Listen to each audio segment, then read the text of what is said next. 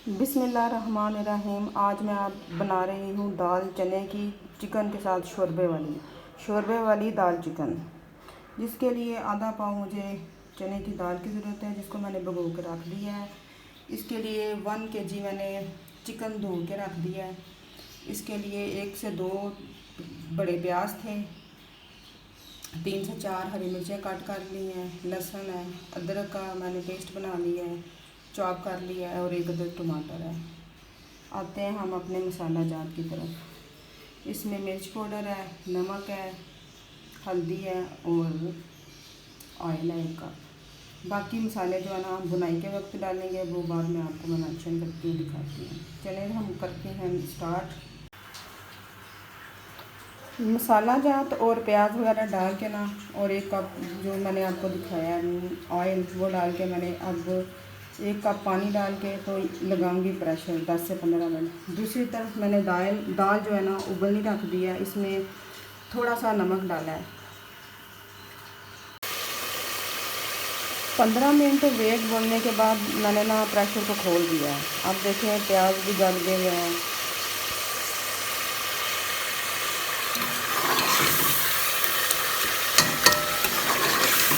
अब इसके अंदर डालते हैं मैं धुला हुआ गोश्त।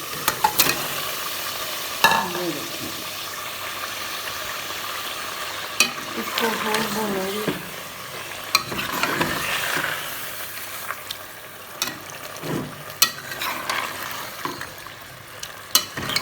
जब तक ये ऑयल ना छोड़ दे। ऑयल क्योंकि मैंने पहले ही डाल दिया था, लहसुन प्याज अदरक के साथ ही, तो ये गोश्त भी गल जाएगा। दूसरी साइड पे ना दाल हमारी गल गई है।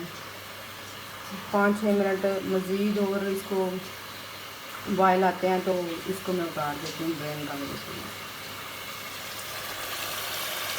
उतनी देर में गोश्त भी गले और इसकी बुनाई भी अच्छी सी हो जाए।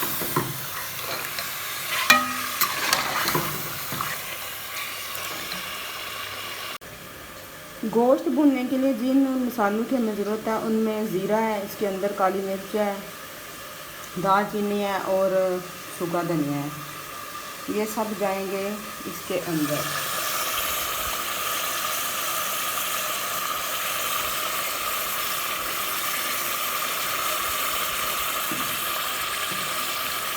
इसका ये फ़ायदा होता है कि भूनते वक्त जब हम ये पिसा हुआ धनिया डालते हैं, इसकी खुशबू बड़ी अच्छी आती है। ज़ीरा डालते हैं तो ज़ीरा जब मुंह के अंदर आता है ना तो बड़ा अच्छा टेस्ट होता है।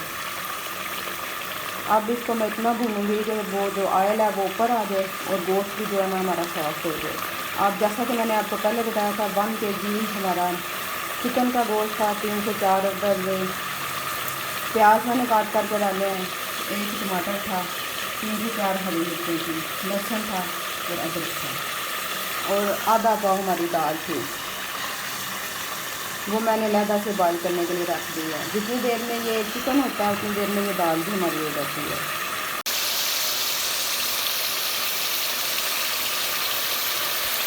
गोश्त हमारा भुना गया, ये देखेंगे ऑयल इसमें छोड़ दिया हुआ है। अब हम इसमें डालते हैं जो हमने की थी बॉयल दाल गोश्त के अंदर जा चुकी है, देखेंगे।